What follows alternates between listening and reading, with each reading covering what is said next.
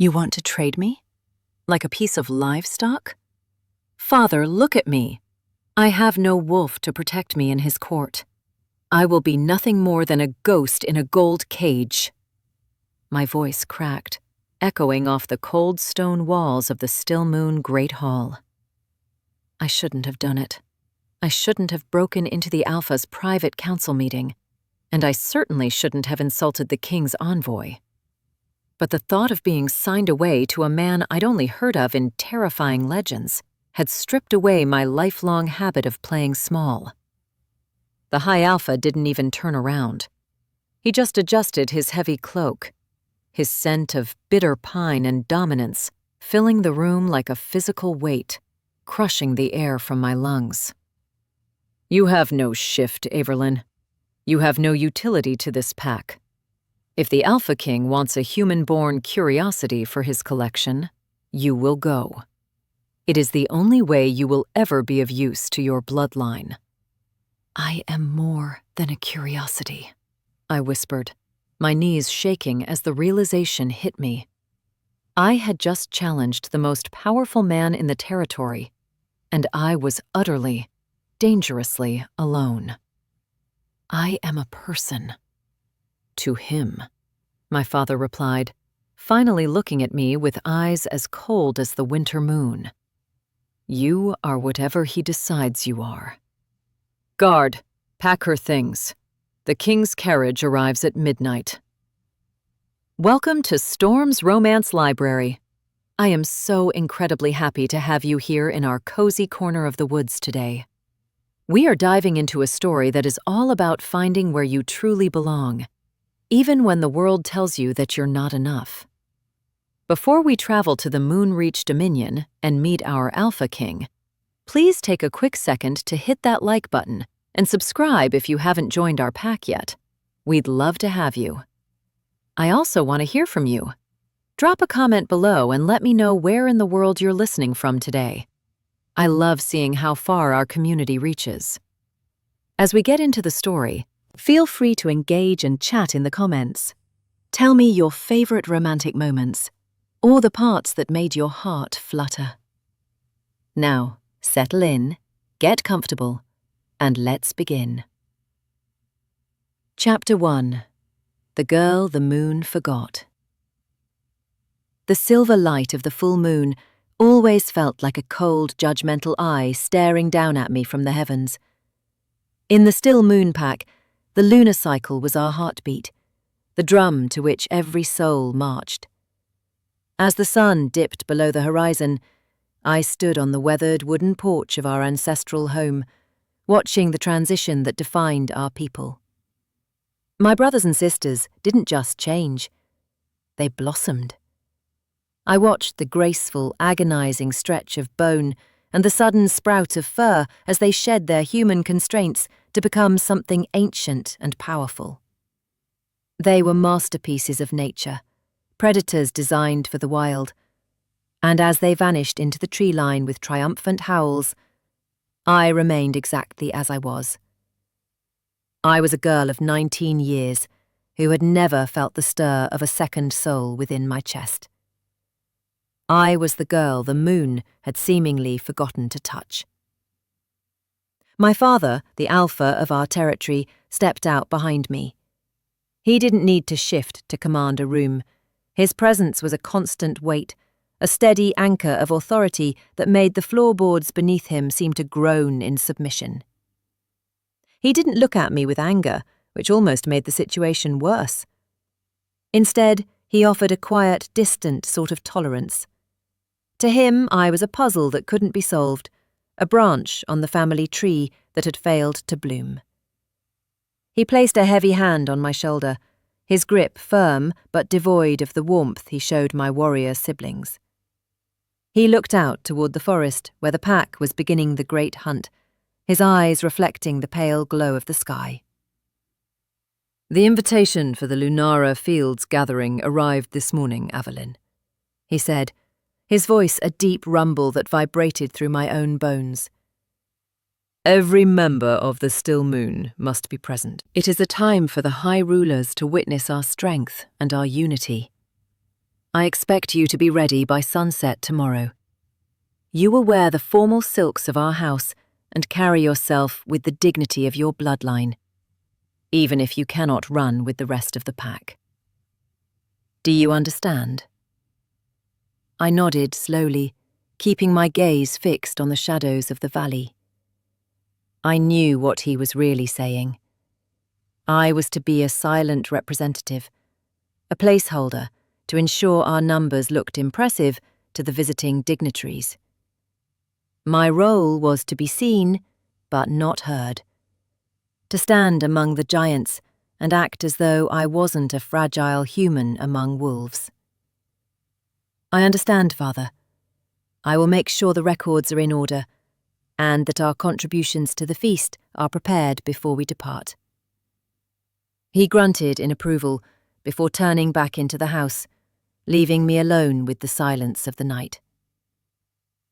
I wasn't bitter about my lack of a wolf, not truly. While my kin were driven by the frantic, often violent instincts of their beasts, I was allowed a different kind of clarity. I noticed the way the dew clung to the petals of the night-blooming jasmine, and the specific, melodic whistle of the wind as it moved through the mountain passes. I had spent my life cultivating a garden of quiet observations, becoming a student of the world's softest details. However, as I looked up at the vast, shimmering expanse of the stars, a small, stubborn part of me wondered if there was a place for a heart that didn't know how to howl. The next day was a blur of frantic motion. The pack house was filled with the sounds of sharpening blades and the rich, savoury aromas of the travelling rations being packed into cedar crates. I moved through the chaos like a spirit, unnoticed and unbothered, ensuring every detail was perfect for our departure. I chose a gown of deep midnight blue, the fabric heavy and luxurious, designed to catch the light of the lanterns at the festival grounds. As I fastened a silver locket around my neck, I caught my reflection in the mirror. I didn't look like a warrior, and I certainly didn't look like a threat. I looked like a woman who was tired of being a spectator in her own life. The journey to the Lunara Fields took us through the deep, ancient corridors of the forest, where the moss grew thick over the roots of the world. By the time we reached the neutral territory, the atmosphere was already buzzing with an energy I couldn't quite describe. It was more than just excitement. It was a physical pressure, the collective power of a dozen different dominions clashing and blending into a single, overwhelming force. Thousands of lanterns hung from the branches of the great oaks, creating a canopy of flickering gold that challenged the dominance of the moon. As I stepped out of the carriage, the sound of 1,000 voices hit me like a wave. I followed my father toward the center of the fields, keeping my head bowed as we passed the tents of the rival alphas. The scents of rain, wood smoke, and distant spices filled my senses, swirling together in a dizzying kaleidoscope. We were approaching the high dais, the place where the true rulers of our world sat in judgment of the festivities. I felt the familiar urge to shrink back, to find a quiet corner where I could disappear into the scenery. But then a sudden, sharp silence began to spread through the crowd, starting at the far end of the clearing and racing toward us like a wildfire. The crowd parted as if sliced by a blade. A man was walking toward the center of the fields, and even without a wolf's senses, I could feel the sheer, absolute gravity of his existence. He didn't need to growl to demand respect. The very earth seemed to steady itself beneath his boots. This was the Alpha King, a man of legends and shadows. And as he turned his bronze gaze toward the Stillmoon delegation, I felt a strange, terrifying pull in the center of my chest. My breath caught in my throat as his eyes bypassed my father and my brothers, locking onto mine with a focus that made the rest of the world dissolve into a blur. Chapter 2.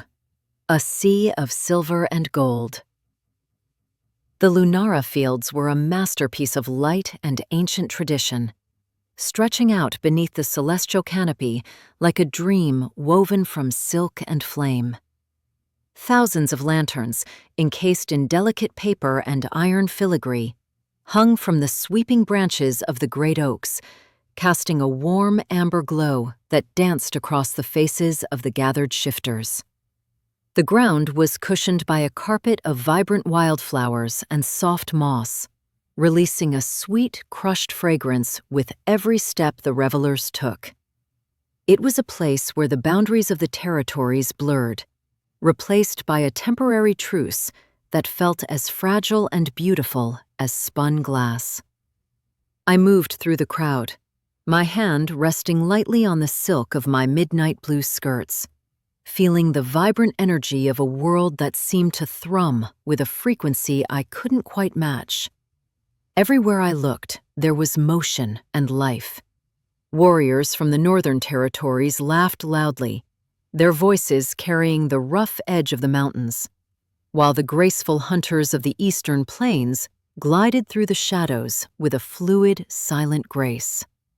I could hear the rhythmic beat of drums and the melodic strains of violins, a symphony that seemed to pulse in time with the collective heartbeat of the packs.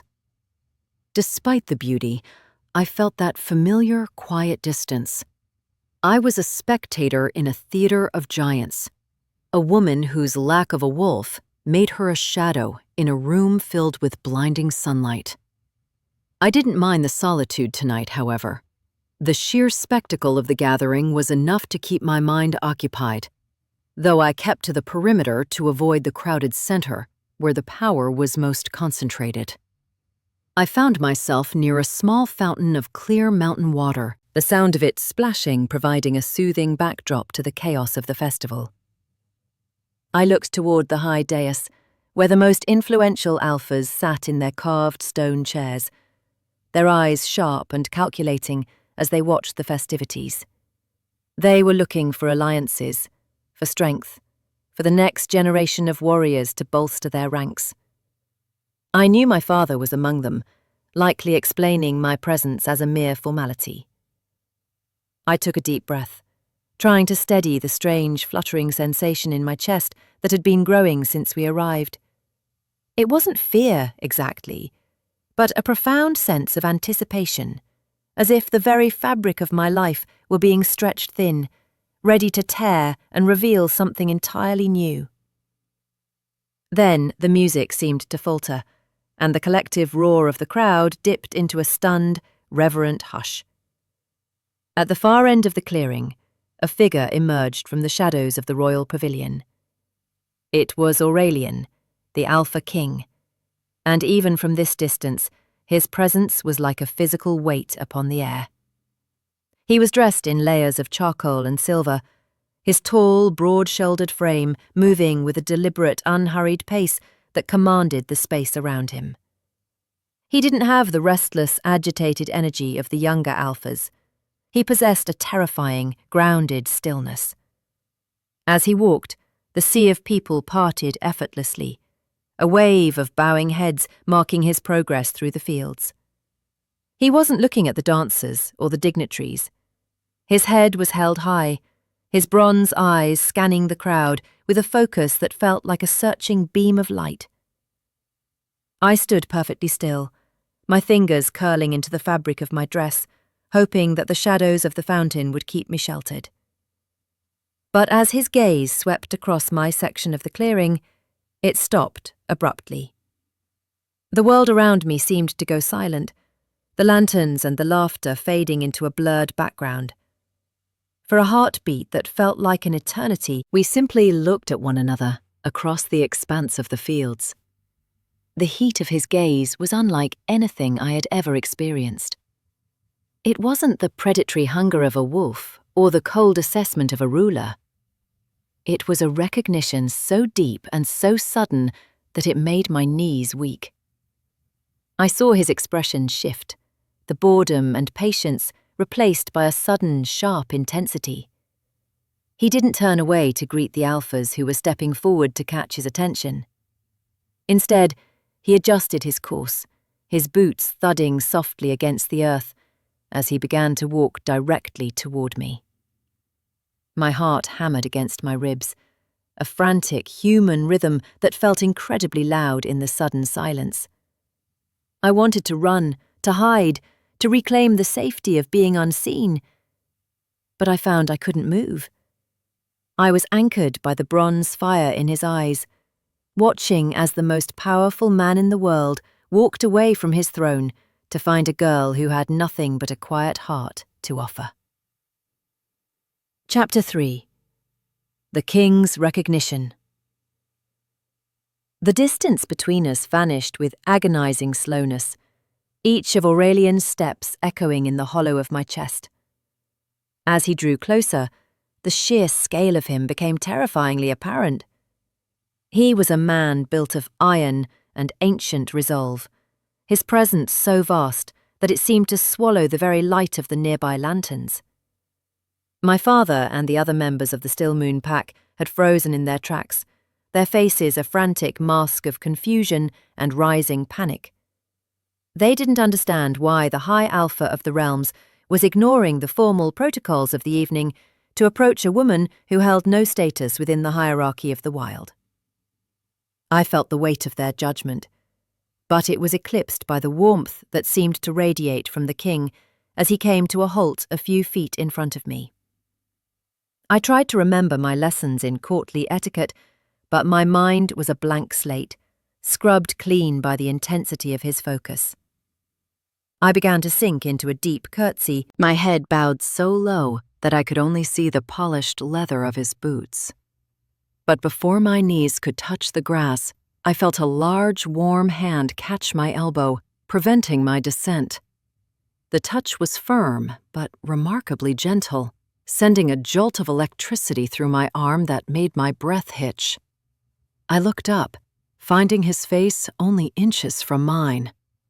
Up close, he was even more devastatingly handsome, his features carved with a masculine grace that suggested a man who had lived 1,000 lifetimes and seen everything there was to see.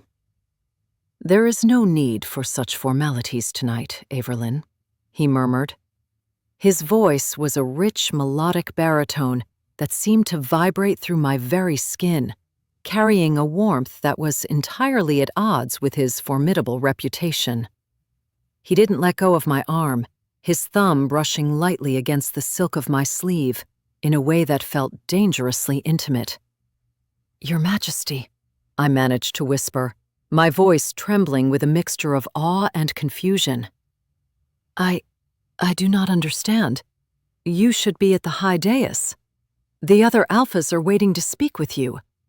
I am merely a guest of the Still Moon. I am not who you are looking for." Aurelian let out a soft, huffed laugh that sounded like a rumble of distant thunder.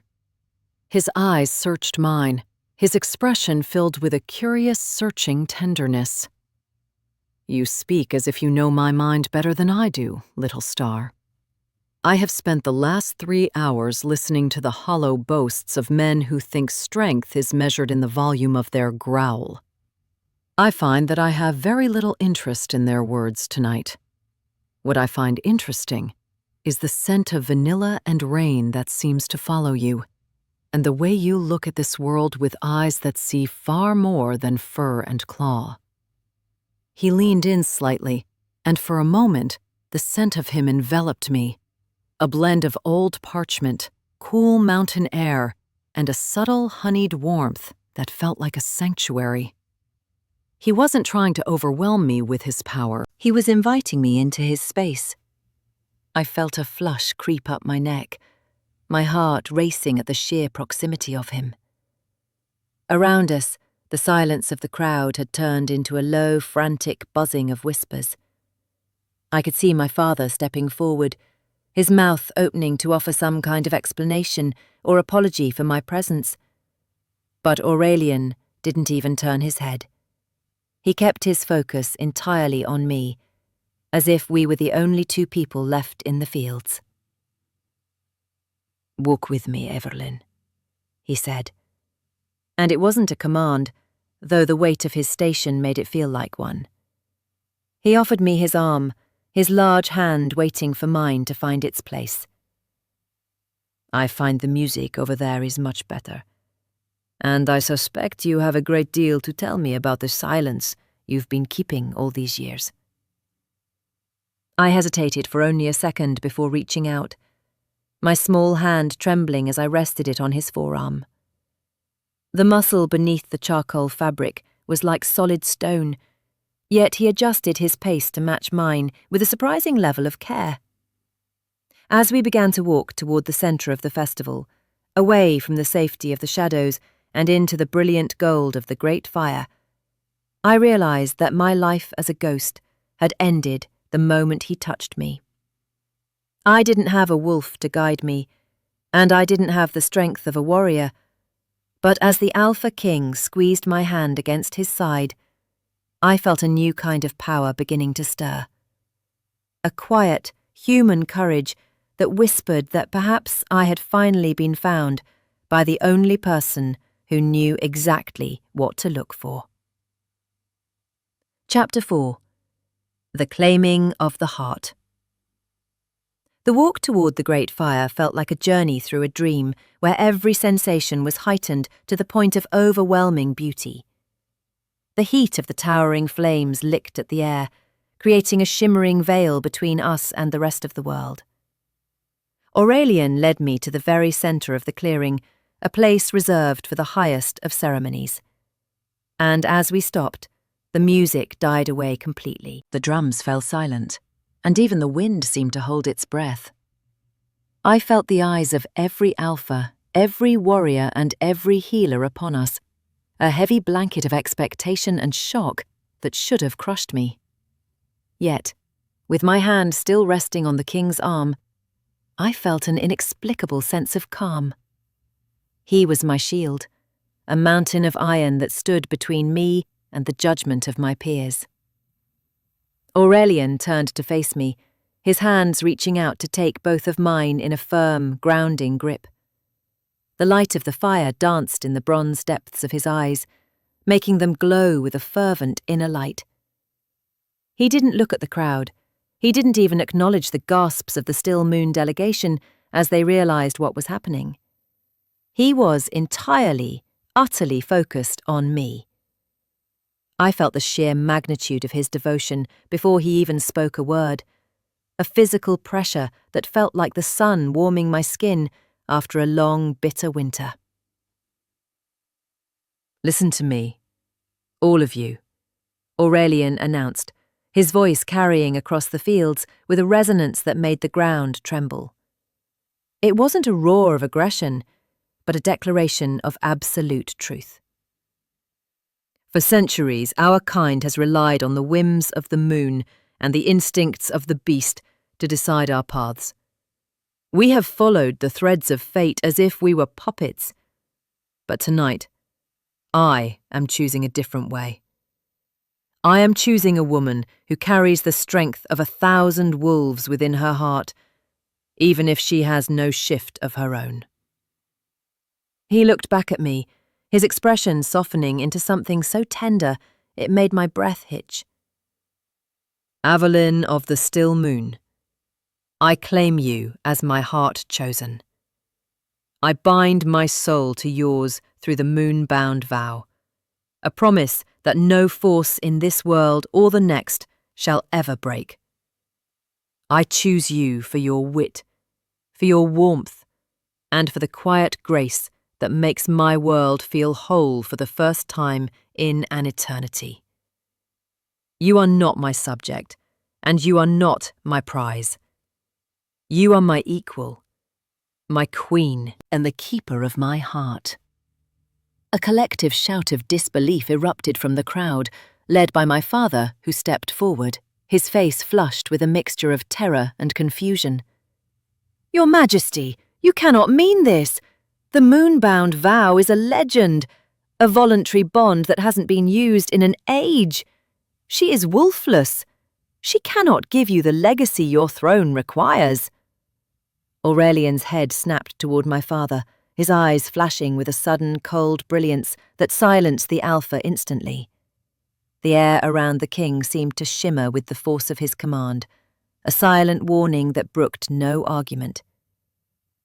I have enough warriors, Alpha. What I lack is a reason to fight, and I have found it in your daughter.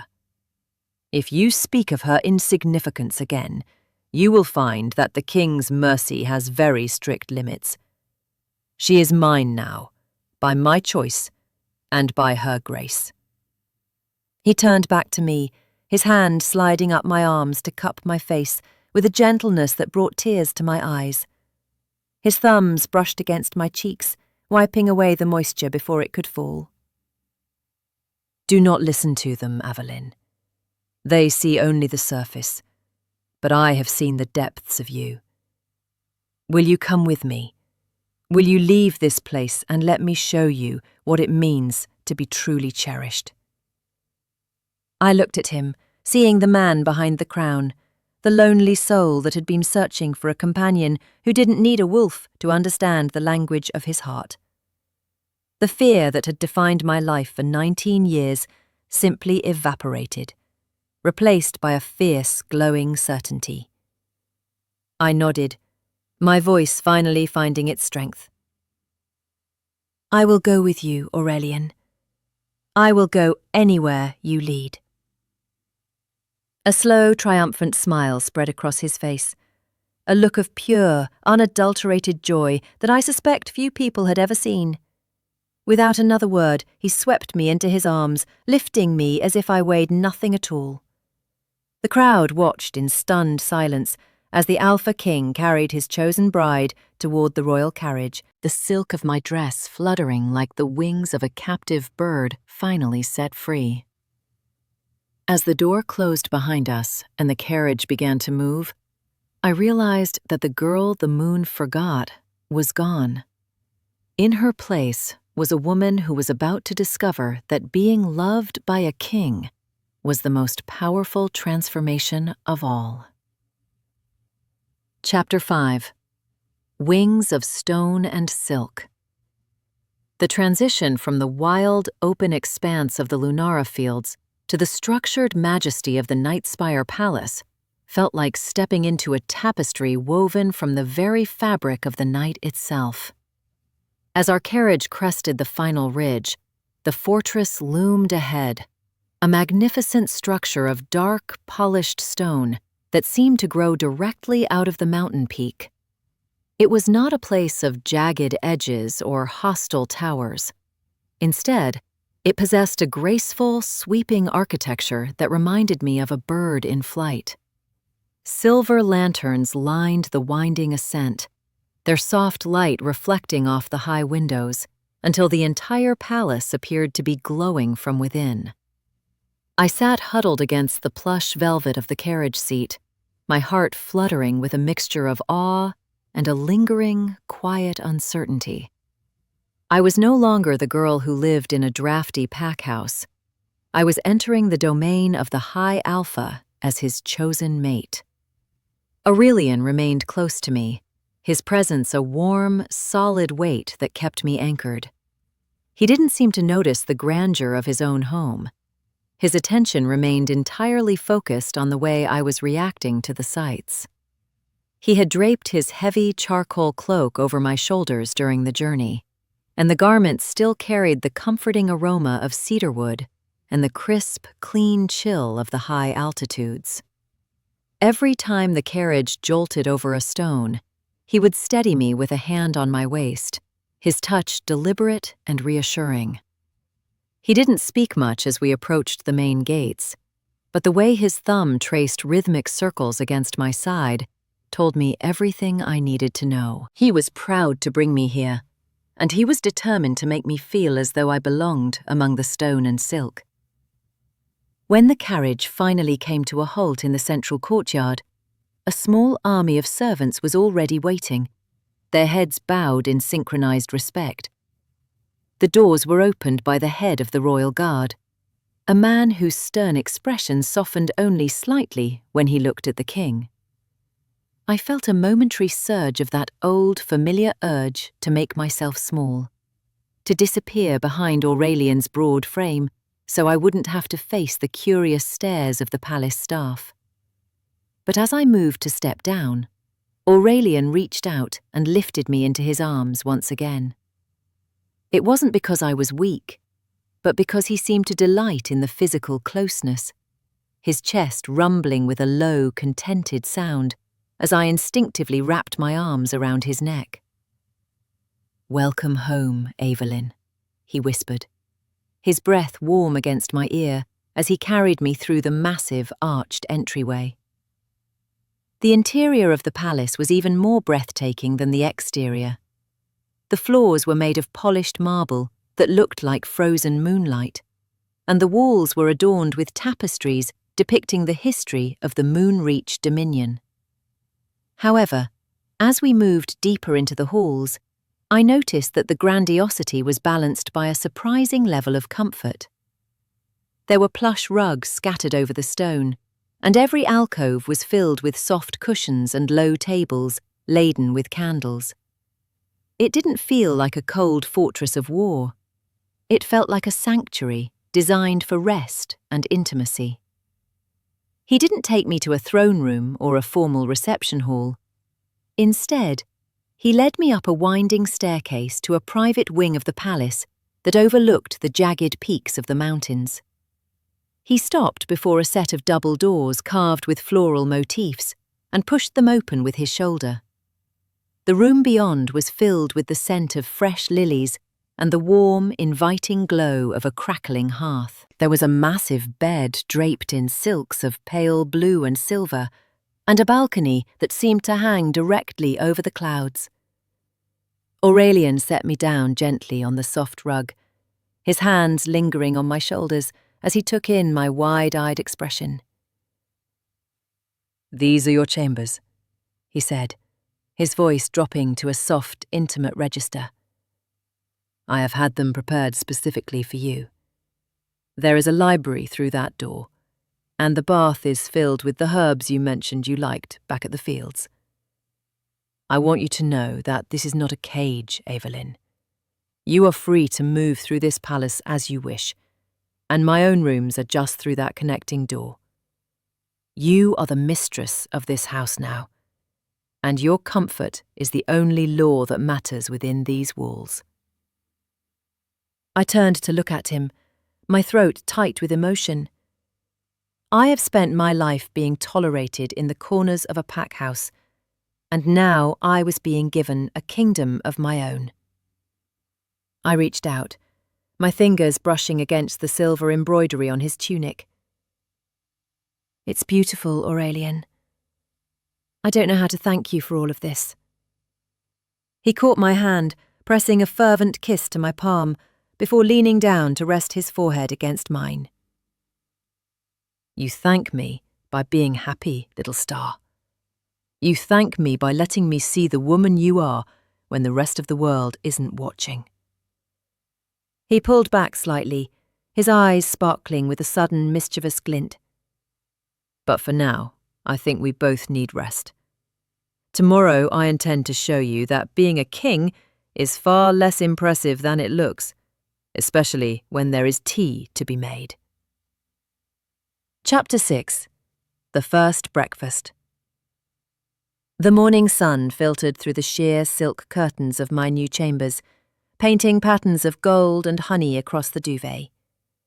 I woke slowly, the softness of the bed feeling like a decadent cloud compared to the thin mattress I had known in the Stillmoon territory.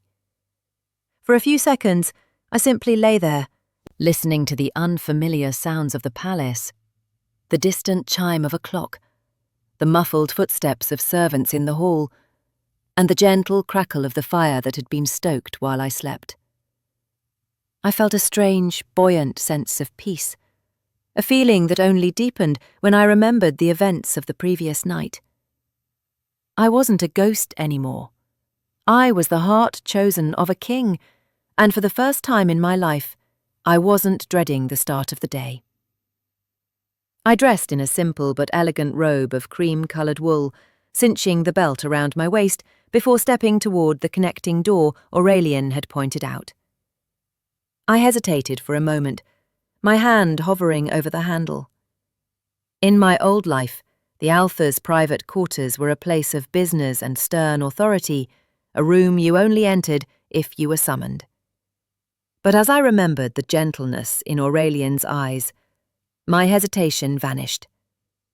I pushed the door open, expecting to find a regal study or a formal dining hall.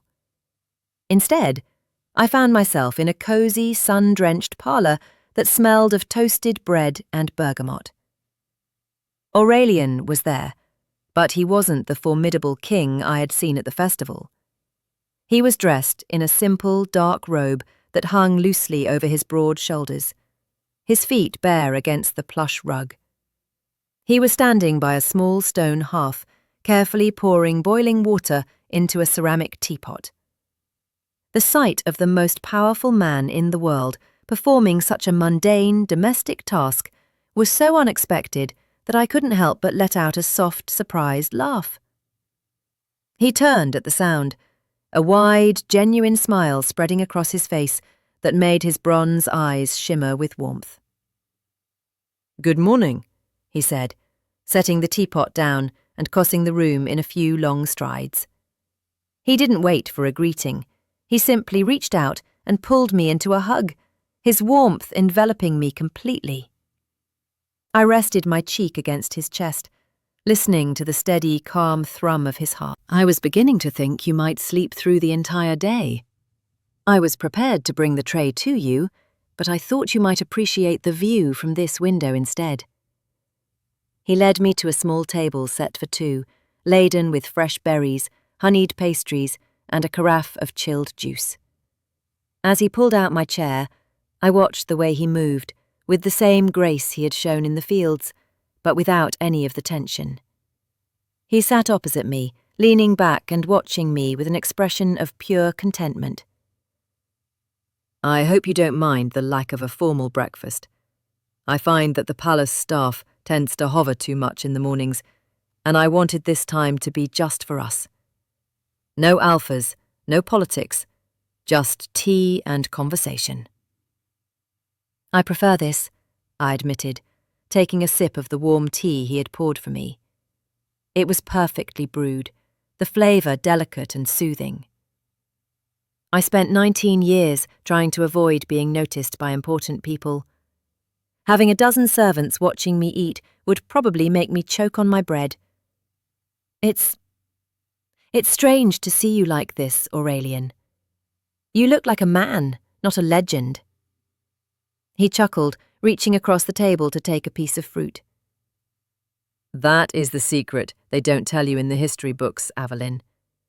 Legends are usually just tired men who would much rather be reading a book by the fire. Being the Alpha King is a role I play for the world. But this, being here with you, this is the life I actually want to live. I have spent centuries building this dominion, ensuring its peace and its prosperity. But until I saw you standing by that fountain, I didn't realize how quiet my own house had become." We spent the next hour in easy, flowing conversation. He told me about the history of the Night Spire, pointing out the different mountain ranges visible from the window, and I found myself telling him stories about my childhood that I had never shared with anyone. I told him about the hidden library in the Stillmoon Pack house where I used to hide, and the way I had learned to read the weather by the behavior of the mountain birds. He listened with a rapt attention that made me feel like the most important person in the world, his dry humor sparking several fits of laughter that made the morning feel light and magical. As we finished the last of the tea, Aurelian stood up and offered me his hand. "I have a surprise for you, Averlyn. The palace gardens are at their peak this morning, and there is a specific path I want to show you. It's a place where the mountain air meets the warmth of the valley, and I think it might be the perfect spot for our first official walk as a couple." I took his hand, feeling the strength and the promise in his grip. But as we stepped out onto the sun-drenched terrace, I noticed a flicker of something in the distance, a flash of silver fur moving near the palace gates that made the king's expression turn suddenly, sharply protective. Chapter 7. Fingers and Freckles. The royal gardens of Nightspire were a labyrinth of sensory delight, designed to reflect the balance of the wild mountains and the refined elegance of the court. As we walked along the winding stone paths, the air was filled with the intoxicating scent of blooming lavender and the sweet, heavy aroma of climbing roses. Aurelian didn't walk with the hurried pace of a man with a kingdom to run. He moved slowly, his arm linked with mine, ensuring that I had plenty of time to admire every flower and every sculpted fountain we passed. The tension I had felt earlier at the sight of the silver wolf seemed to have evaporated, replaced by his complete focus on the woman at his side. "You're staring again," I whispered, feeling a flush of warmth spread across my cheeks. Every time I looked up, I found his bronze eyes fixed on my face, a look of profound fascination in his expression. It was a novel sensation to be the object of such intense, unwavering attention. In the Stillmoon Pack, people looked through me, but Aurelian looked into me, as if he were trying to memorize every detail of my existence. "I am merely conducting a study," he replied, his voice a low, teasing rumble. He stopped near a bench carved from white marble, turning me to face him. He reached out, his large, scarred hand moving with incredible delicacy as he traced the bridge of my nose with a single finger. "I have spent my life surrounded by the stark, bold features of my kin. But your face is a map of subtle wonders. For instance, did you know you have exactly 7 freckles across your nose? They look like a tiny constellation of stars that the sun left behind just for me." I let out a soft, embarrassed laugh, trying to turn my head away, but he gently caught my chin, holding me still. "Aurelian, they're just freckles. They're a sign that I spend too much time in the sun without a hat. They aren't royal or impressive. To me, they are the most impressive thing in this garden," he countered, his expression turning serious. He leaned in closer, his thumb brushing over the soft skin of my cheek. "Everything about you is so soft, Averlyn. Your skin feels like silk, and your scent is so clear and honest. There is no beast masking who you are. When I touch you, I am touching you, not a fragment of a wolf's instinct. Do you have any idea how rare that is in our world? To find someone who is so perfectly, beautifully herself?" The intimacy of his words made my breath hitch. I reached up, my hand trembling slightly as I rested it against his chest, feeling the solid muscle and the steady beat of his heart beneath the fine fabric of his tunic. I spent so long thinking that my humanity was a weakness. I thought I was a blank page in a book full of epic poems. But when you look at me like that, I feel like I might be enough. I feel like I don't need a wolf to be whole." "You were always whole," he murmured, his head dipping lower until our noses brushed. The proximity was intoxicating, the warmth of his body radiating toward mine in a way that made my entire being hum with a quiet, vibrant energy. He didn't rush the moment. He allowed the tension to build, a sweet, lingering heat that seemed to pulse in time with the bees buzzing in the nearby flowers. "You were just waiting for a man who was wise enough to see the power in your peace. I intend to spend the rest of our lives making sure you never doubt that again." He tucked a stray lock of my hair behind my ear, his fingers lingering on the sensitive skin of my neck. The touch sent a wave of shivers down my spine, a delicious, fluttering sensation that made me want to lean into him and never let go. I realized then that our intimacy wasn't just about the physical pull, though that was stronger than anything I had ever known. It was about the way he made me feel seen. He wasn't in love with a queen or a symbol. He was in love with the girl who liked mountain birds and had freckles on her nose. We continued our walk, our fingers interlaced, the silence between us filled with a comfortable, glowing warmth. We stopped at a small overlook that provided a panoramic view of the valley below, the green fields of the Moonreach Dominion stretching out like an endless emerald sea. It was a kingdom of peace, and as I stood there with the Alpha King's arm wrapped protectively around my waist, I felt a profound sense of gratitude for the journey that had brought me here. However, as we turned to head back toward the palace, Aurelian's posture suddenly stiffened. He pulled me closer to his side, his eyes narrowing as he looked toward the library windows. "What is it?" I asked, sensing the sudden shift in the air. "It seems we have a visitor who couldn't wait for a formal invitation," he said, his voice dropping to a cold, regal edge that reminded me exactly who he was. "My sister has returned from the northern border, and she is not known for her patience or her subtlety. Stay close to me, Averlyn. She is a storm in human form, and I suspect she is very eager to meet the woman who finally captured my heart." Chapter 8. The Hearthbound Library. The encounter with Aurelian's sister, Lyra, had been far less a storm and more of a refreshing summer rain. She was vibrant, loud, and possessed a wicked sense of humour that seemed to delight in flustering her older brother. After a whirlwind of laughter and several pointedly suggestive comments about when she could expect a royal niece or nephew, she had swept out of the palace as quickly as she had arrived, leaving a trail of energy in her wake. By the time evening approached, the palace had settled back into its comfortable, hushed rhythm. Aurelian, looking slightly drained but deeply amused, led me toward a part of the palace I hadn't yet explored, the Hearthbound Library.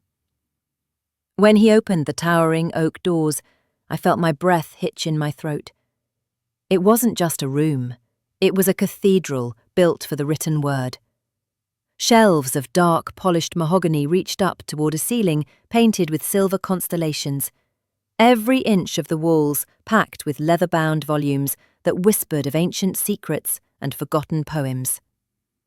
The atmosphere was heavy with the comforting, dusty sweetness of old paper and the rich warmth of a massive fireplace that dominated the far wall. Large, overstuffed chairs of deep emerald leather were gathered around the hearth, and several low tables were cluttered with half-finished maps and inkwells. "I thought you might find this more to your liking than a ballroom," Aurelian said, his voice soft as he watched the wonder spread across my face. He moved toward the fire, his shadow stretching long and elegant across the floor. He didn't sit in his usual upright manner. Instead, he sank into one of the chairs with a sigh of relief, leaning his head back and closing his eyes. The orange light of the flames flickered across his strong features, softening the lines of worry that usually defined his brow. I wandered through the aisles, my fingers trailing over the spines of the books. I found a collection of old mountain folklore, its cover worn soft by centuries of use. When I returned to the fireplace, I saw that Aurelian had shifted. He was now sitting on a low rug on the floor, his back against the chair, looking up at me with an expression of quiet vulnerability. He patted the space beside him, and without a word, I settled onto the rug, resting my shoulder against his.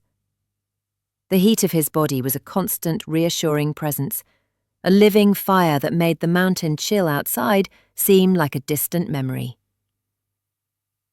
"Would you read to me, Averlyn?" he asked, his voice a low, melodic rumble. "My eyes are tired from a day of looking at treaties, but my mind is still too restless for sleep. I want to hear your voice.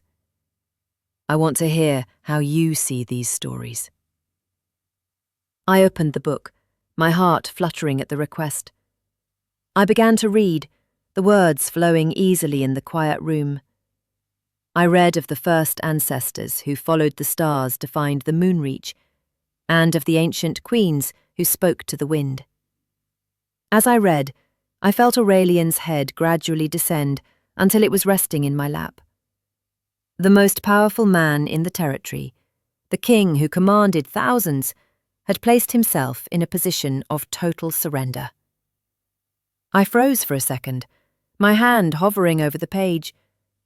But when I looked down and saw the peaceful expression on his face, I felt a wave of profound tenderness wash over me. I continued to read, my voice dropping to a soothing whisper. I reached down, my fingers trembling slightly as I began to comb through his thick, dark hair. It was surprisingly soft, and as I stroked his head, I felt the tension bleed out of his frame. He let out a low, contented sound, his hand reaching up to find mine, interlacing our fingers as I rested my hand against his cheek. In this moment, there was no royalty, no pack politics, and no lack of a wolf. There was only a man who was tired, and a woman who was finally home. We stayed like that for a long time, the only sounds being the crackle of the wood in the hearth and the steady, rhythmic breathing of the man in my lap. I felt a sense of peace so profound it was almost frightening. But as the fire began to burn low, casting long, dancing shadows against the bookshelves, my eyes caught sight of a small, official-looking parchment tucked into the corner of Aurelian's map table. It bore the unmistakable silver wax seal of the Stillmoon Pack. My heart gave a painful tug of anxiety as I realized that my past was not as far behind me as I had hoped. Chapter 9. Shadows of the Still Moon. The morning sun seemed a little less bright as I stared at the letter sitting on the small breakfast table. Aurelian hadn't mentioned it, perhaps wanting to protect our fragile peace for just a few hours longer, but the silver seal of the Stillmoon Pack felt like a cold weight in the room. I knew that my departure had caused a stir, but seeing the official insignia of the family that had spent 19 years overlooking me made my stomach turn with a sudden, sharp nervousness. I reached out, my fingers hovering over the parchment. I wondered if they were demanding my return, or perhaps offering a list of my deficiencies to the king so he wouldn't be disappointed when he realized I couldn't shift. You don't have to read it if you don't want to. Aurelian's voice came from the doorway, steady and calm. He walked into the room, dressed in a tunic of deep wine red that made his bronze eyes look like burnished gold. He didn't look angry, but there was a protective edge to his posture that made the air feel more charged than usual. He came to stand behind me, his hands resting on my shoulders, his thumbs moving in slow, grounding circles. Your father is a man who values utility above all else, Averlyn. He cannot understand a choice that isn't based on an exchange of power. What does it say? I asked, my voice barely a whisper. I couldn't bring myself to break the seal. Even now, the shadow of the girl who was never enough lingered in the back of my mind. Aurelian reached over and picked up the letter, breaking the wax with a decisive snap. He scanned the lines, his expression tightening for a brief second before he let out a short, scoffing sound. He set the paper down and turned me in my chair so I was facing him. He knelt before me, taking both of my hands in his grip firm and absolute. He is asking about your utility in my court. He wants to know what duties a wolfless queen can possibly perform, and he suggests that if I find you lacking, he has several other candidates who are more prepared for the role. The words stung, even though I had expected them. A hot flush of shame rose to my cheeks, and I tried to pull my hands away, but Aurelian held me fast. I knew it. He thinks I'm a mistake. He's waiting for you to realize that I'm just a human who happens to share his bloodline. He thinks I'm valueless because I can't run in the forest or hunt with the warriors. Averlyn, look at me, Aurelian commanded, his voice dropping to a low, fierce register that demanded my attention. I raised my eyes to his, seeing a fire of devotion burning there that made my breath hitch. Your father is a man who sees the world in shades of grey and iron. He thinks power is something you take, something you growl for. He has no idea that the most potent power in this world is the kind of grace you carry. He sees a lack of a wolf. I see a woman who doesn't need a beast to be brave. He sees a girl who is quiet. I see a queen who listens to the heart of the world. He stood up, pulling me with him until I was pressed against the solid warmth of his chest. He tucked my head under his chin, his arms wrapping around me like a fortress. I am going to write him back, and I am going to tell him that my queen is far more useful than an entire army of warriors. I am going to tell him that she has brought more peace to this palace in 3 days than he has seen in 30 years. You are not a candidate, Averlyn. You are the only one. There is no one else who could stand where you stand. I leaned into him, the tension slowly leaving my body as his words replaced the cold echoes of my father's disapproval. I realized then that Aurelian wasn't just my mate. He was my champion. He was the person who was going to help me rewrite the story I had been told about myself since the day I was born. But as I felt the steady thrum of his heart against my ear, a new thought occurred to me. A realization that the Moonbound Vow was more than just a public declaration. It was a promise of a future that I wasn't entirely sure I knew how to navigate yet. Why the vow, Aurelian? I asked softly, pulling back just enough to see his face. Why did you choose a voluntary bond over the fated ones that everyone else prays for? He smiled, a slow, secret expression that made my heart skip a beat. Because, little star, a fated bond is a gift from the moon. But a vow is a gift from the soul. I didn't want you because the stars told me to. I wanted you because I chose you. And tonight, I want to show you exactly why that choice is the most important thing I have ever done. Chapter 10. Beneath the Moonbound Vow. The evening had settled over the Night Spire Palace like a velvet cloak, the air outside turning into a crisp mountain chill that made the warmth of the interior even more precious. We had retreated to the Moonwood Chamber, a room that felt entirely separate from the rest of the royal residence. The walls were hung with heavy silver-threaded tapestries that dampened the sound, and the only light came from dozens of beeswax candles that cast a soft golden flicker across the room. There was no desk here, no maps, and no letters from the outside world. This was the heart of our new life, a place where the king and his heart-chosen could simply be a man and a woman. Aurelian had been quiet since our conversation about the vow, but it wasn't a strained silence. It was a heavy, expectant stillness that made every movement feel significant. He had discarded his formal tunic, wearing only a soft, dark shirt that was open at the collar, revealing the strong column of his throat.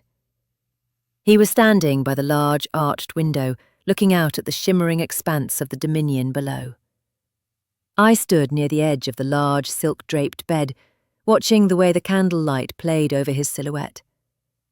I felt a flutter of nervous energy in my stomach, a realization that we were standing on the threshold of something much deeper than a public claiming.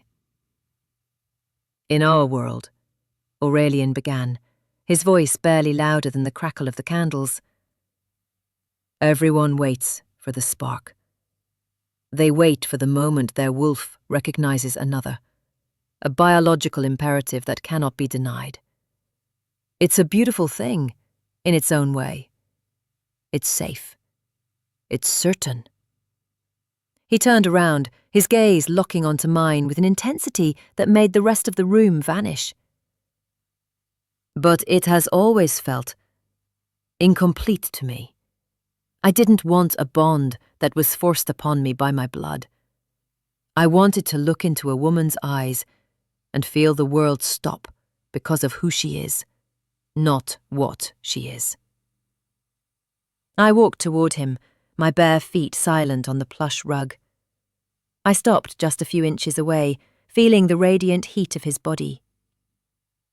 And you felt that with me, even when I looked so lost at the festival? Especially then, he whispered, reaching out to cup my face in his hands. His palms were warm, his touch so reverent it made my heart ache. I saw a woman who didn't need to howl to be heard. I saw someone who carried a quiet fire in a world of loud, cold storms. The Moonbound Vow is sacred because it is an act of will, Averlyn. I am binding my life to yours because I admire you. Because I find your humour delightful and your kindness staggering. I am choosing you every single day, with every breath I take. He leaned down, his lips brushing against my forehead in a long, lingering kiss that felt like a benediction. I closed my eyes, leaning into him, my hands finding their way to his waist. The scent of him, mountain air and honeyed warmth, was more intoxicating than any wine. I felt a surge of confidence I hadn't known I possessed, a desire to be as bold in my affection as he was in his devotion. I stood on my tiptoes, my lips finding the sensitive skin of his neck, and I heard the sudden, sharp hitch in his breath. Aurelian, I murmured against his skin. I've spent my life feeling like I was waiting for something I couldn't name. I thought I was waiting for a wolf, but I realize now that I was just waiting for you. He let out a low, guttural sound, his arms tightening around me until there was no space left between us. He picked me up, his movements fluid and filled with a controlled power, and carried me to the bed. He laid me down on the soft silks, his body hovering over mine, his eyes searching mine for any sign of hesitation. Seeing only love and desire reflected there, he lowered his head, his lips finally meeting mine in a kiss that was slow, deep, and filled with 1,000 unspoken promises. It was the first time I felt the true depth of the Moonbound Vow, not as a law or a ceremony, but as a physical, soul-deep connection. But as his hand slid into mine, I felt a sudden rhythmic pulsing from the silver locket around my neck, a sensation that I had never felt before, making my eyes fly open in shock. Chapter 11. The Royal Lesson. The rhythmic pulsing of the silver locket against my collarbone eventually faded into a gentle, lingering warmth, a secret heartbeat that seemed to sync perfectly with the man holding me. Aurelian had explained that the heirloom was sensitive to the shifting of the soul, and though I had no wolf to stir it, my absolute happiness had apparently been enough to wake the silver from its slumber. By the following afternoon, however, the mystical wonders of the night before had been replaced by a much more practical challenge. I was to attend my first formal council meeting by Aurelian's side, and the king had decided that I needed a crash course in royal intimidation. We were in his sun-drenched study, a room filled with the scent of old leather and mountain rain. Aurelian was leaning against the edge of his massive oak desk, his arms crossed over his chest, watching me with an expression that was halfway between focused mentor and hopelessly smitten mate. He wanted me to practice the alpha glare, a specific look of calm, unyielding authority used to silence unruly pack lords. It was a look he wore as naturally as his crown, but on me it was proving to be a disaster. "Again, Averlyn," he said, his voice a low rumble of amusement. "You have to narrow your eyes just a fraction more. Do not look angry. Look as though you have already decided the outcome of the debate and are merely waiting for the rest of the room to catch up with your brilliance. Imagine that the Count of the Northern Marches has just suggested we tax the grain silos during a drought. Look at me with that same level of unimpressed resolve." I took a deep breath, straightened my spine, and tried to channel the formidable energy of the night spire itself. I narrowed my eyes, pressed my lips into a thin line, and stared directly into his bronze gaze. I held it for 3 seconds before his left eyebrow twitched and a tiny, dimple-like crease appeared at the corner of his mouth. My resolve crumbled instantly, and I let out a frustrated groan, my shoulders slumping as I began to laugh. "I can't do it, Aurelian.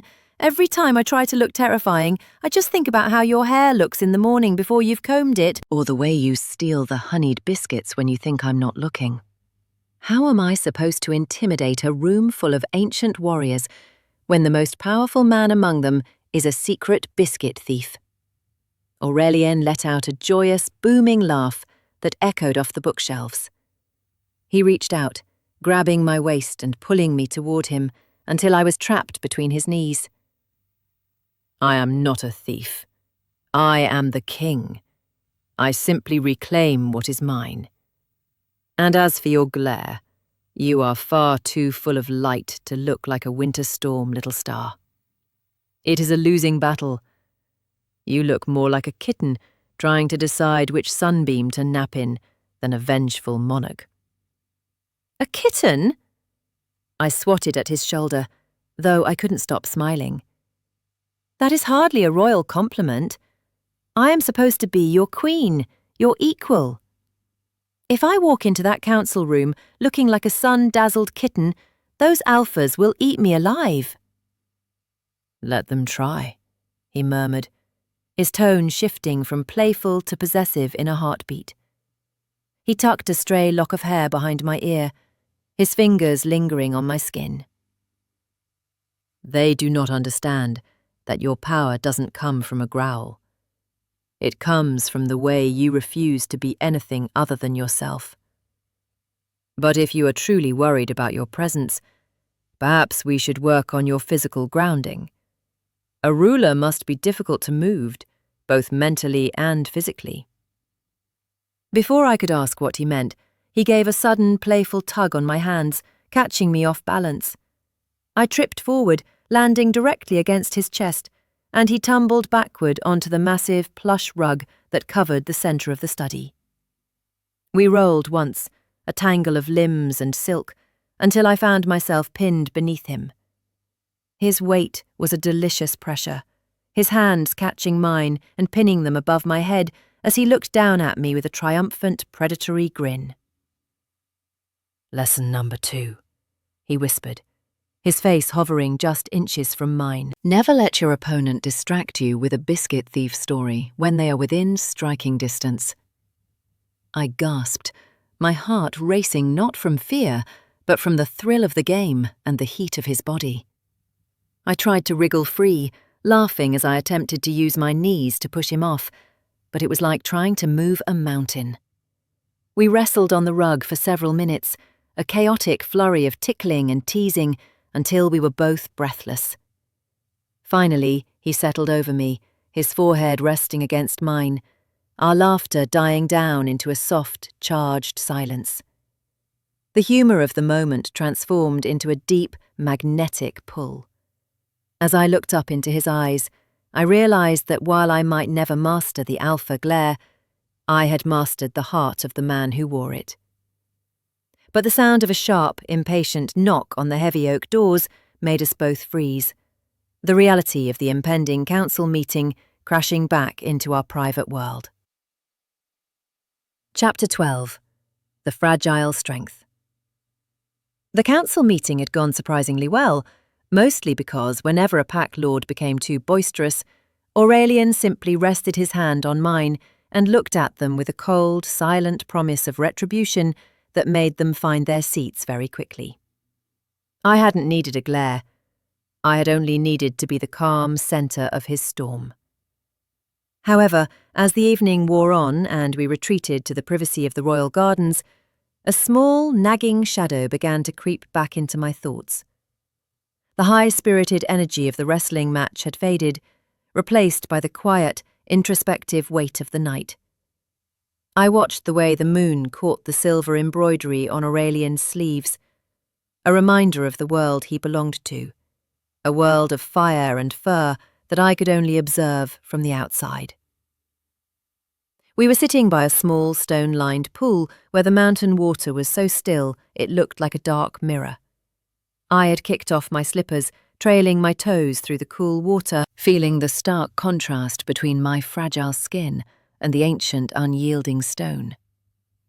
Aurelian was sitting behind me, his chest a solid wall against my back, his arms wrapped around my middle. He seemed to sense the shift in my mood immediately, his chin resting on my shoulder as he watched the ripples I was creating in the pool. "You have been quiet for nearly an hour," he noted, his voice a soft vibration against my spine. "The council was impressed by you, Averlyn. Even the most stubborn among them commented on the grace you brought to the table. Why does your heart feel so heavy when I hold you?" "I was just thinking about the difference," I admitted, my voice barely a whisper. I looked at my hands, small and pale in the moonlight. "I saw them today, Aurelian. The way their power hums beneath their skin. It's like a fire that never goes out. And then I look at myself. I am so fragile compared to all of you. I worry that one day the novelty of my humanity will wear off, and you will find yourself wishing for a mate who can run beside you during the hunt. Someone who has that same fire." I felt his grip tighten, not in a way that hurt, but in a way that made it clear he wasn't going to let me go. He turned me in his arms until I was forced to face him, his bronze eyes searching mine with an intensity that felt like a physical touch. He didn't look annoyed by my doubt. He looked as though he wanted to reach into my chest and pull the sorrow out with his bare hands.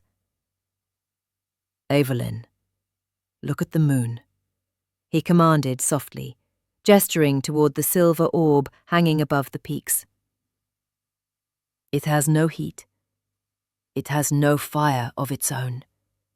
It is a cold, silent stone in the sky. And yet, it is the moon that moves the entire ocean. It is the moon that guides the path of every wolf in this dominion. Fire is easy. Fire burns, it consumes, and eventually it turns to ash. But your strength, your humanity, is a quiet fire. It is the hearth that keeps a home warm long after the bonfires of the hunt have died out." He took my hand, pressing it against his own chest, right over his heart.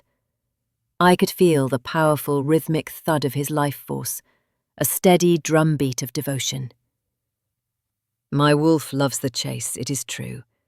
But the man, the king, who has to carry the weight of every soul in this land, he doesn't need a partner who can run. He needs a partner who can help him stand still. You give me a peace that no shifter ever could, because you aren't driven by the same primal hungers. You are my choice, not my instinct. Never mistake your softness for a lack of power." I leaned forward, resting my forehead against his, the warmth of his words soaking into my soul.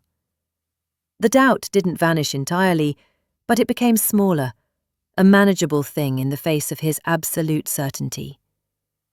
I realized that my value wasn't something I had to earn through a transformation.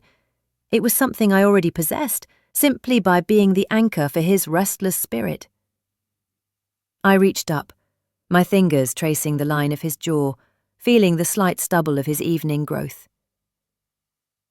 "I don't think I'll ever get used to the way you see me," I murmured, a small, grateful smile tugging at my lips. "Good," he replied, his voice dropping to a low, sensual growl that sent a shiver of delight down my spine. "I intend to spend the next several decades surprising you with it.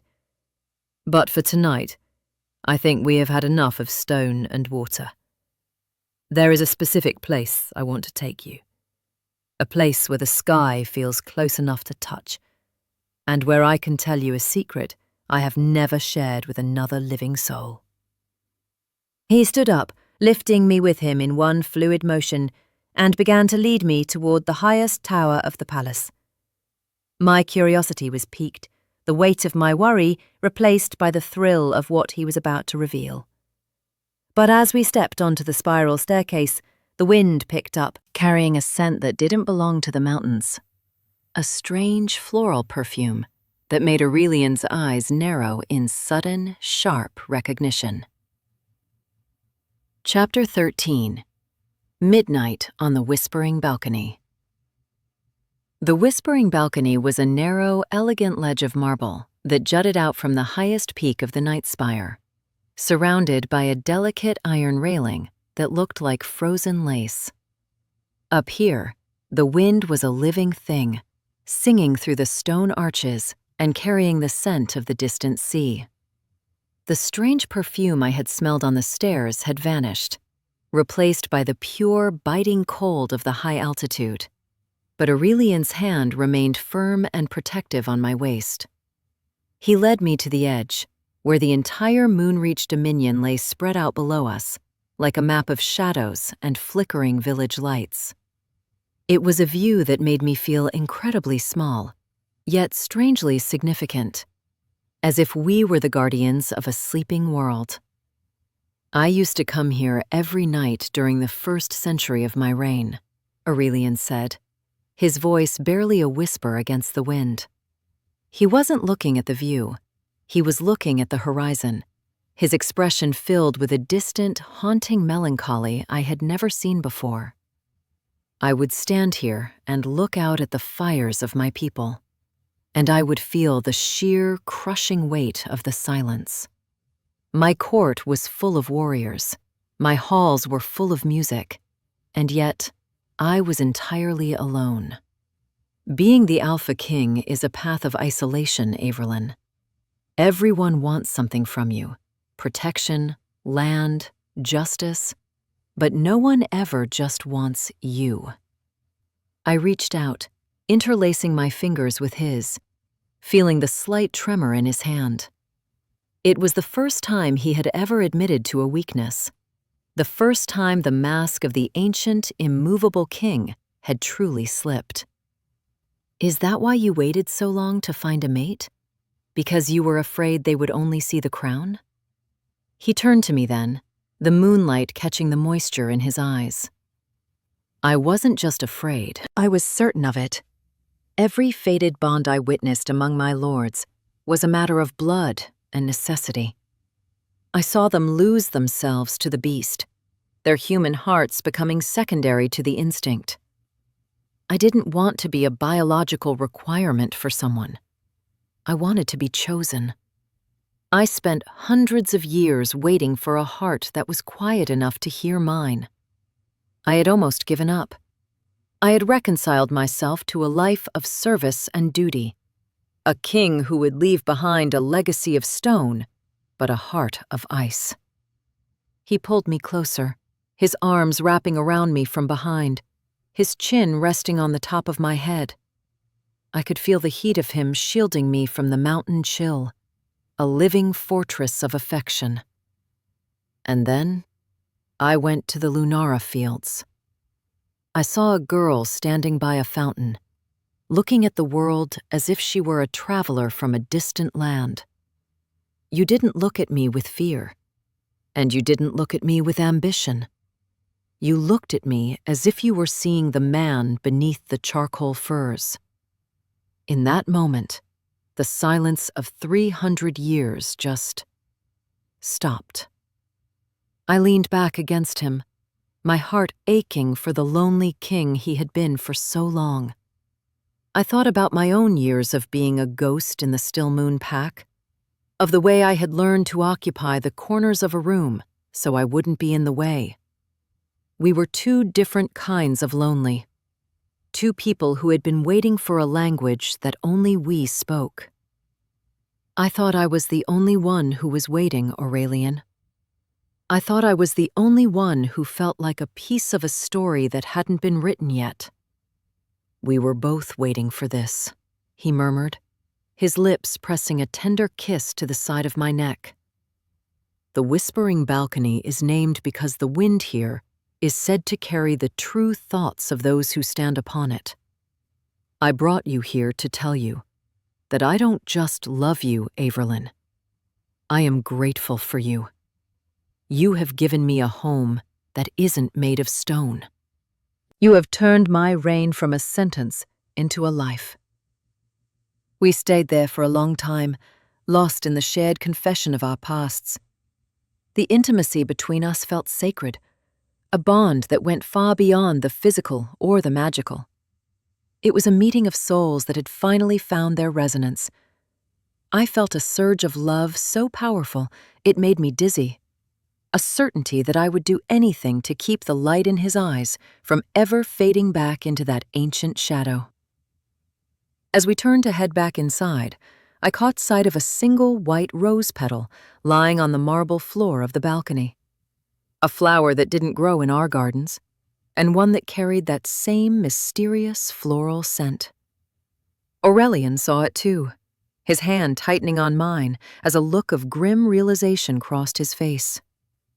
"She's already here," he whispered, his voice dark and wary. "My mother has returned to the palace, and she has never approved of anything that wasn't decided by the moon." Chapter 14. The Queen's First Decree. The presence of the Queen Mother, Elara, did not bring the fire and brimstone I had secretly feared.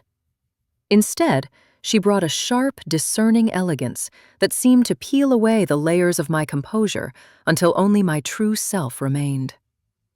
We met in the conservatory, a glass-walled sanctuary filled with exotic ferns and the delicate white roses whose petals I had found on the balcony.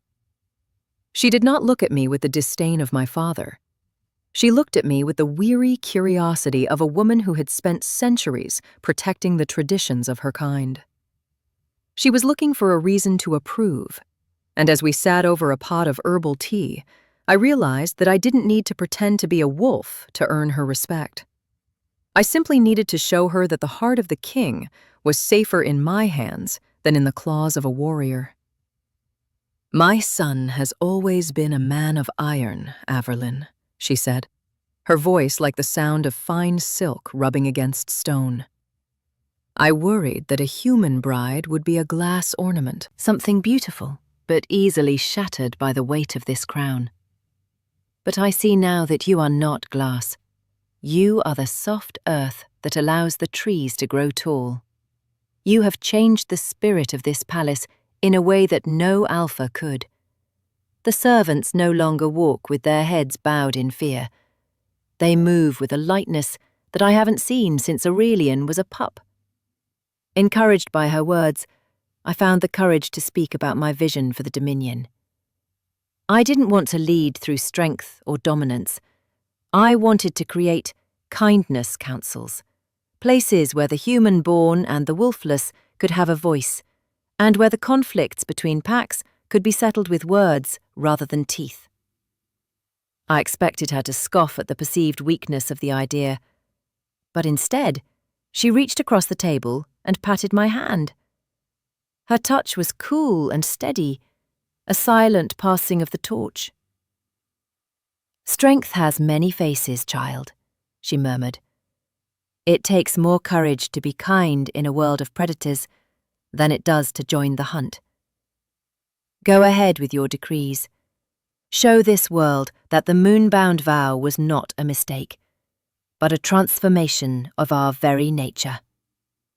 Aurelian will support you, and so shall I." With her blessing, I began my work. I spent the next few days in the Great Hall, not as a silent observer, but as a leader. I invited the low-ranking members of the court to speak with me, listening to their stories and their needs. I found that my lack of a wolf was my greatest asset. They weren't afraid to speak their truths to me. I felt a growing sense of purpose that made my heart swell with a joy I had never known. Aurelian watched from his throne, his eyes filled with a pride so fierce it was almost tangible. He didn't interfere, he simply acted as my anchor, his presence providing the authority that allowed my voice to be heard. As the news of the human queen and her new decrees spread, the atmosphere of the palace shifted entirely. The heavy, predatory tension of the court began to dissolve, replaced by a spirit of cooperation and genuine affection. I realized that I had finally found my rhythm. I wasn't just a prize or a mate. I was a partner in every sense of the word. But as the sun began to set on the final day of the week, Aurelian approached me with a mysterious smile, his hand sliding around my waist to pull me into the circle of his warmth. "You have worked hard for our people, Averlyn," he whispered, his lips grazing my temple. "But tonight, the Queen must take a holiday. I have cleared the grand ballroom of every advisor and every guard. I want to celebrate your success in the only way I know how, with a dance that is meant for no one but us." He led me toward the double doors of the ballroom, and as the scent of 1,000 lilies reached my nose, I felt a thrill of anticipation that made my skin tingle with a delicious, frantic heat. Chapter 15. A Dance for Two. The grand ballroom was a cavern of gold and starlight, the floor polished to such a high sheen that it reflected the massive crystal chandeliers like a dark, enchanted lake. There were no musicians on the dais, no gossiping lords in the alcoves, and no guards at the doors. The space was cavernous and silent, save for the soft, melodic humming of the wind against the high windows. Aurelian had decorated the room with thousands of white lilies, their petals glowing in the candlelight like fallen stars. It was a scene of pure, unadulterated romance, a private world created just for the two of us to occupy. I was dressed in a gown of shimmering silver silk that flowed around my legs like liquid moonlight. The fabric so light, it felt as though I were wearing nothing at all. Aurelian stood in the center of the floor, his charcoal tunic discarded, leaving him in a simple shirt of fine white linen that was open at the throat. He looked less like a king and more like a man who had finally reached the end of a long, arduous journey. As I walked toward him, the sound of my slippers against the marble was the only noise in the room, a rhythmic pulse that matched the beating of my heart. "No music, Your Majesty?" I asked, my voice echoing softly in the vast space. I stopped just a few inches from him, looking up into the bronze depths of his eyes. The heat radiating from him was a physical force, a magnetic pull that made every nerve ending in my body wake up and scream for his touch. "We do not need musicians to tell us how to move, Averlyn," he replied, his voice a low, gravelly rumble that sent a wave of shivers down my spine. He reached out, his large hands finding my waist and drawing me flush against the solid, unyielding length of his body. "The rhythm of your heart is the only melody I want to hear tonight. Can you feel it? The way we move together without even trying?" He began to lead me in a slow, sweeping waltz, his movements fluid and filled with a grace that surpassed anything I had seen on the festival grounds. There was no count, no structure, only the synchronization of our souls, I rested my head against his shoulder, closing my eyes and allowing myself to be carried by his strength. The scent of him, warm honey, mountain air, and the subtle, clean aroma of his skin enveloped me, creating a cocoon of safety and desire. Every time his hand shifted against my back, I felt a spark of fire, a deep, resonant connection that made me feel more alive than I ever had during the full moon. We danced for what felt like hours, lost in the sensory experience of being together. He whispered words of praise into my ear, telling me how beautiful I looked in the candlelight and how much he admired the woman I was becoming. He kissed the crown of my head, my brow, and the tip of my nose, each touch a deliberate act of devotion. I felt the power of the Moonbound Vow in every breath we shared, a voluntary bond that was stronger than any instinct. I wasn't his because I had to be. I was his because every fiber of my being chose him over and over again. "Aurelian," I murmured, my fingers tangling in the soft hair at the nape of his neck. I never knew it could feel like this. To be so completely seen, so completely cherished. I used to think that love was something people like me just watched from a distance. "Then I will spend the rest of our lives making sure you never have to watch again," he promised, stopping our movement and pulling me even closer. He lifted my chin with his thumb, his gaze searching mine with a fervent, soul-searing intensity. "You are the center of my world, Averlyn. This kingdom, this palace, this crown, they are nothing compared to the feeling of you in my arms. You are my greatest victory." He lowered his head, his lips meeting mine in a kiss that was slow, deep, and filled with a staggering level of intimacy. It was a celebration of everything we had built together, a physical manifestation of the peace we had found in each other's hearts. But as he pulled back to look at me, a sudden bright flare of silver light erupted from the courtyard below, followed by the sound of a dozen trumpets.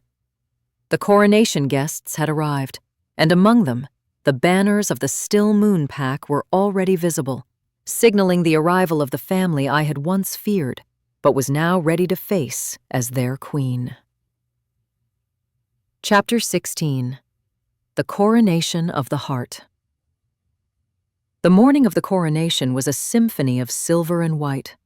The entire Nightspire Palace was draped in banners of the Moonreach Dominion, the silk snapping in the crisp mountain breeze. Thousands of people had gathered in the central plaza, their voices a low, excited hum that rose up to meet the clear blue sky. I stood in my chambers, surrounded by the Queen Mother and a team of attendants who were draped in the finest silks the territory had to offer.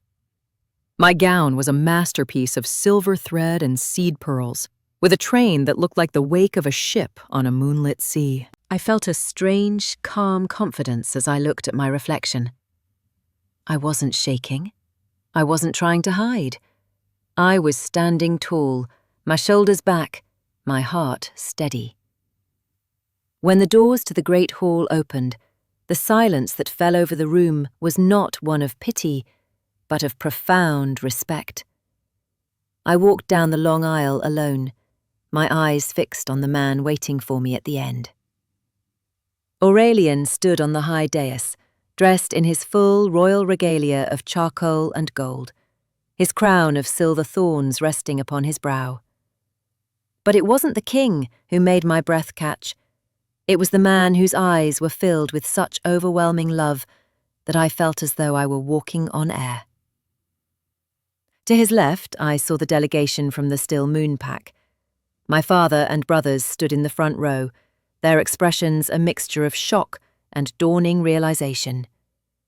They saw me now, truly saw me, not as a wolfless girl, but as a woman who held the heart of a king in the palm of her hand. I reached the dais and knelt before Aurelian, but he didn't wait for the formal words of the ceremony. He reached down and took both of my hands, pulling me to my feet before the entire court. He didn't want me at his feet, he wanted me at his side. The High Seer stepped forward, holding a circlet of delicate silver filigree that matched the vow we had taken. It wasn't a heavy crown of power, but a light, beautiful symbol of our partnership.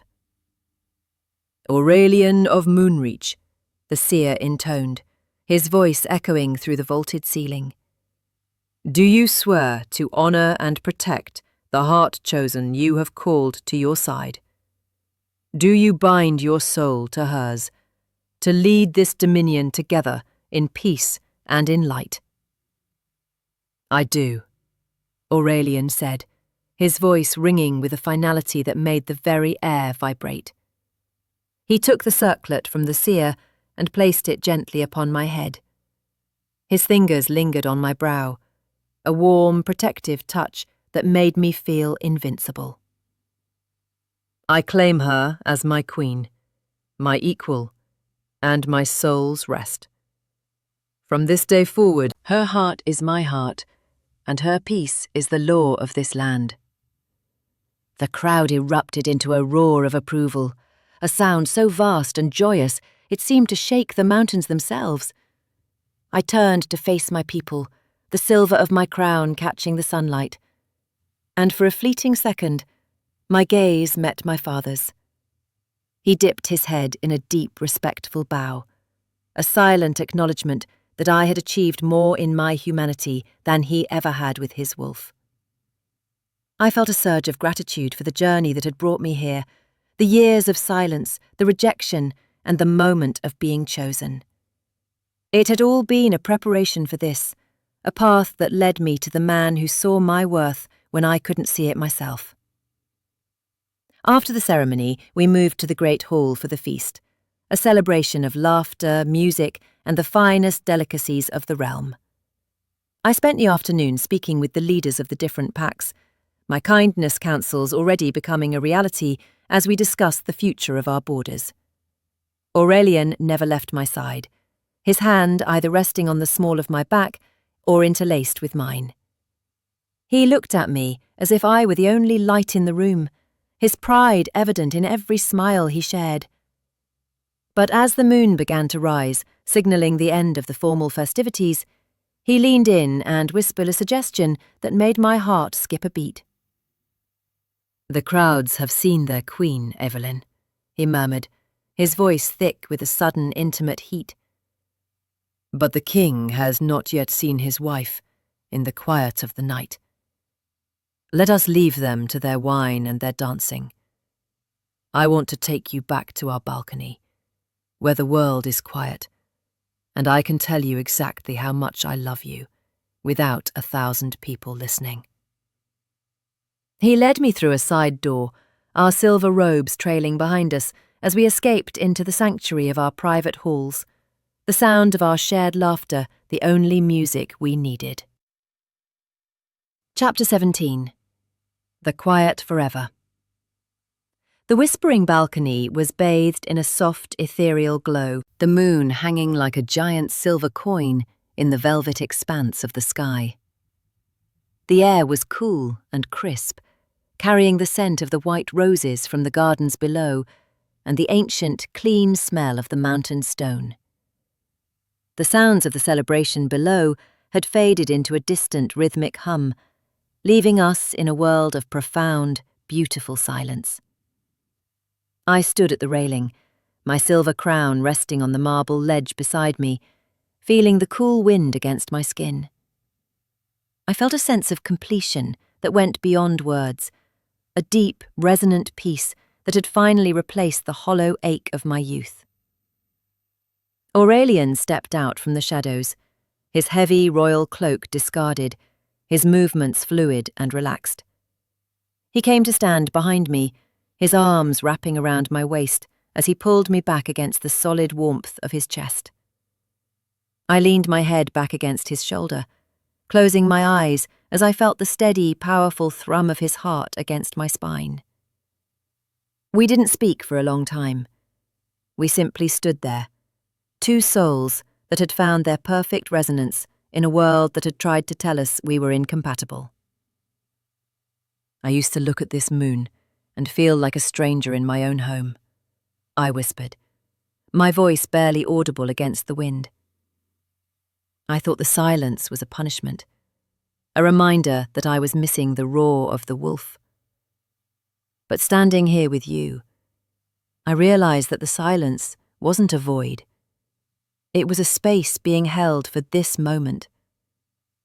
I wasn't broken, Aurelian. I was just waiting for a love that was quiet enough to find me. He tightened his grip, his lips pressing a fervent, lingering kiss to the side of my neck. And I was waiting for a heart that was strong enough to teach me how to be still. You have given me more than a queen, Averlyn. You have given me a life that I actually want to live. Every morning I wake up and see you beside me. I am reminded that the Moonbound Vow was the most intelligent thing I have ever done. You are my light, my peace, and my forever. He turned me in his arms, his hands cupping my face with a tenderness that made my eyes prick with happy tears. He looked at me with a devotion so absolute, it felt like a physical weight, a promise that would never be broken.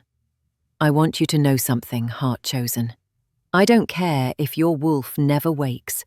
I don't care if you spend the rest of your life in this soft human skin. You are exactly who I want. You are exactly who I need. You were never a prize to be won. You were a soul to be cherished. And I intend to do exactly that until the stars themselves go dark. I reached up, my fingers tracing the strong line of his jaw, feeling the slight tremor of emotion in his frame. I love you, Aurelian, more than the moon loves the night, and more than the forest loves the rain. I am yours, in every way a woman can be. He lowered his head, his lips meeting mine in a kiss that was the final affirmation of our bond. It was a kiss of shared dreams, of future laughter, and of a devotion that would only deepen with time. We stayed there on the balcony for a long time, lost in each other's arms, watching the silver light dance across the peaks of our kingdom. The girl the moon forgot was gone, replaced by a queen who was loved with a fire that would never fade. We had no battles to fight and no curses to break. We had only the quiet, beautiful forever that we had chosen for ourselves. As the first light of dawn began to touch the horizon, painting the sky in shades of rose and gold, Aurelian lifted me into his arms one last time. He carried me back into the warmth of our chambers, the sound of our soft laughter echoing through the halls of the night spire. My life was no longer a shadow. It was a masterpiece of light and love. And as I looked into the eyes of my king, I knew that I had finally, truly, come home. Thank you so much for staying with me until the very end of Averlyn and Aurelian's journey. There is something so special about a love that chooses us exactly as we are. And I hope this story left your heart feeling as full and warm as mine. If you enjoyed your time here in the Moonreach Dominion, please take a moment to hit that like button. It truly helps our library grow. And if you haven't officially joined our pack yet, make sure to subscribe so you never miss a new story or a chance to get lost in a world of romance. I would love to hear from you in the comments below. Tell me, where in the world are you listening from today? It's always so wonderful to see how far our community reaches. Also, I'm dying to know, what was your favourite part of the story? Was it the moment Aurelian claimed Averlyn at the Fields, their quiet mornings in the palace, or perhaps that final beautiful scene on the balcony? Highlight your favourite moments and share your thoughts. I read every single one. Thank you for being a part of Storm's Werewolf Romance Library. Until our next moonlit adventure, stay safe and keep believing in the power of a love that chooses you.